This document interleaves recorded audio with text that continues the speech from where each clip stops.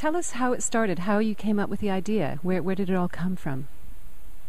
Well, that's a long time ago. So, just thinking back, I was working at the international federations at the time, a number of different international federations, athletics, tennis, and sailing.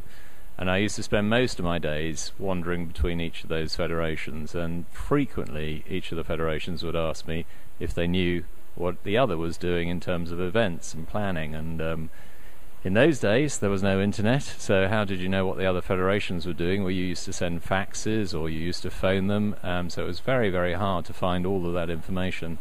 And in the end I thought, actually, let's create a database. Let's put it all into a database and let's build some information on sports events. And I approached a few friends of mine, and we used to meet on a Monday night and gather all the data together and publish it into a small data file and send a floppy disk out to people who wanted to buy it. So it was very sort of cottage industry in those days, but thank God the internet came along and we didn't have to put it onto floppy disk anymore.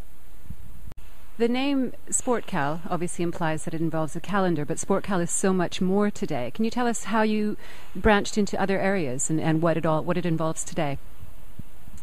Yes, as you say, the name Sportcal implies calendar, and in the days when I started the company, the computer had an 8-digit limit on the name, so hence Sport and Calendar was an 8-digit name. But as we went along, more and more information came to us, and certainly in the early sort of 2000s, late 1990s, we realized that we were getting lots of press releases, lots of announcements, and the obvious thing seemed to be to create a news service. And we started by sending out press releases, and then as we went along we realized actually people wanted to know news as well as calendar events. So we managed to track down a chap called Callum Murray, and he came on board, and we formed a news service in early 2000, and we've been going ever since with the news service. And ironically enough, we're probably known better for our news service than for our content, but behind the news service sits this big calendar of